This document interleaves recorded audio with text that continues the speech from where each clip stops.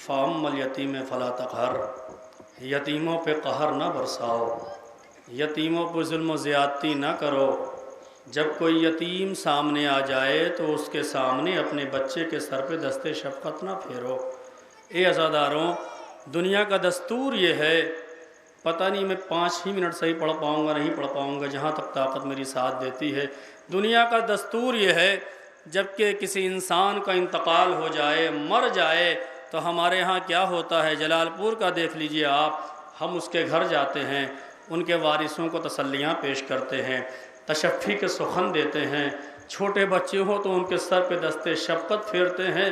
کیا حسین کی لاڈلی کو یہ ارمان نہ رہا ہوگا، یہ امید نہ رہی ہوگی کہ ارے میرے بابا کے مر جانے کے بعد کوئی تو ہوگا جو مجھے تسلی دے گا؟ مگر کسی نے تسلی نہ دی، مگر جو بھی آیا، کسی نے نیزہ مارا، کسی نے پشت پہ تازیانے مارے، ارے کسی نے درے مارے، کسی نے سکینہ کے پھول سے رخساروں پہ تماچے مارے، کسی نے سکینہ کے کانوں سے گوشوارے چھینے۔ حضرات، ایک نفسیاتی بات کروں گا میں آپ سے، اور اس کے بعد زندان شام کا 2 منٹ کا مصائب۔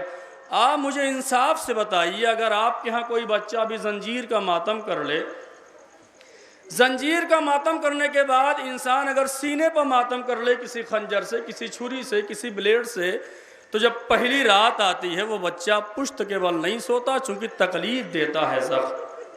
وہ بچہ سینے کے بل نہیں سوتا، سینے کے بل تکلیف ہوتی ہے۔ عزاداروں، حسین کی بچی اگر اس کروٹ سوتی ہے تو یہ کان زخمی ہے، وہ تکلیف دے رہا ہے۔ اگر اس کروٹ سوتی ہے یہ کان تکلیف دے رہا ہے۔ ارے اگر پشت کے بل سوتی ہے تو پشت پہ دروں کے نشان تکلیف دے رہے ہیں۔ اگر سینے کے بل سوتی ہے تو سینہ ارے اونٹ کی وجہ سے اتنا چھلی ہو چکا ہے۔ سکینہ کہتی ہے، اے بابا، ارے آپ مجھے اپنے سینے پہ سلاتے تھے، اے بابا آئیے زندان شام میں دیکھیے، آپ کی سکینہ اینٹ کا تکیہ بنائے۔ اے بابا زندان شام میں آ کے دیکھیے، آپ کی سکینہ اینٹ کا تکیہ بنائے سو رہی ہے۔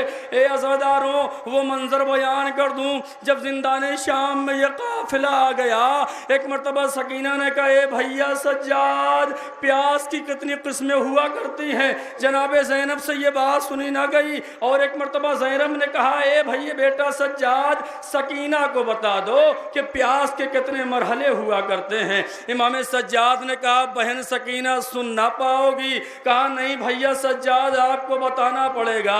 امام سجاد نے کہا، اے بہن سکینہ، پیاس کی پہلی منزل وہ ہوتی ہے کہ انسان کو جب پیاس شدید ہوتی ہے تو آسمان دھواں دھواں نظر آتا ہے۔ فوراً ہی سکینہ نے کہا، ہاں ہاں، شاید یہی وجہ تھی کہ میرا بھیا قاسم روزے عاشور کہہ رہا تھا، اے چچا جان، مجھے آسمان دھواں دھواں نظر آ رہا ہے۔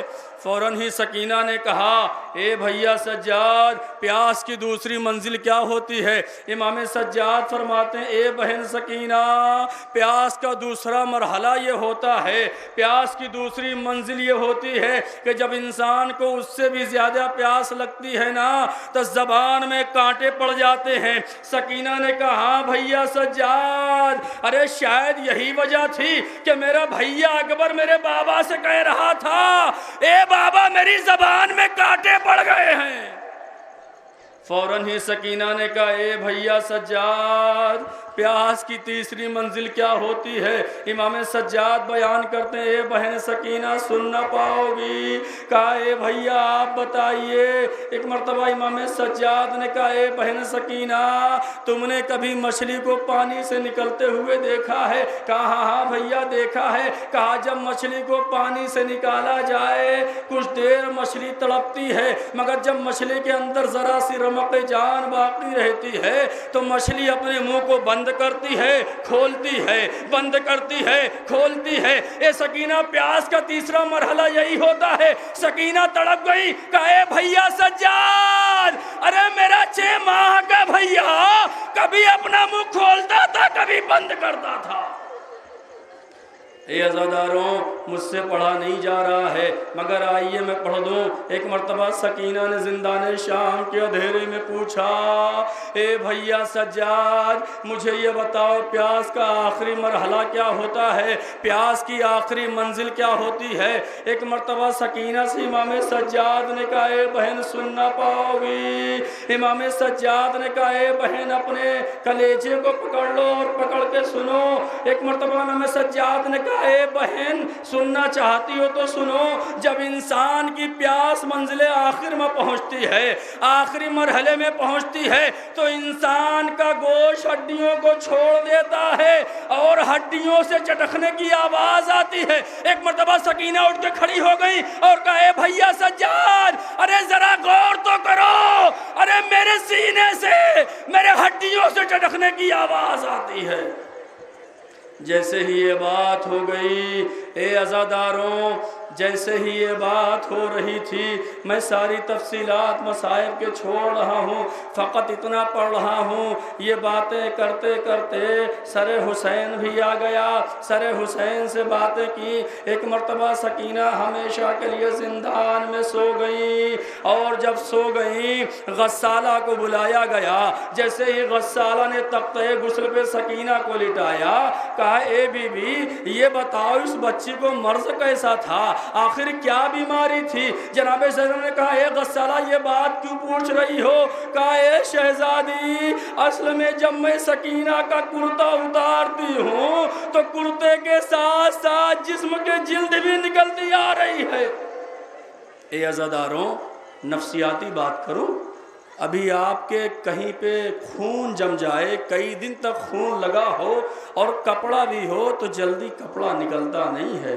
کبھی جا کے تنہائی میں احساس کرنا سکینہ پہ کتنے غم ڈھائے گئے ہیں، کتنے مصائب سکینہ نے برداشت کیے ہیں۔ ارے 4 سال کی بچی، وہ مصائب کی تاریخ کی انگلیاں دانتوں تلے دبی ہوئی ہیں۔ جیسے ہی غسالہ کی یہ باتیں ہو گئی، اے عزاداروں لو حسین کی بچی کی قبر تیار ہو گئی، آپ کے سامنے زندان شام ہے، میں نے مصائب ختم کیا۔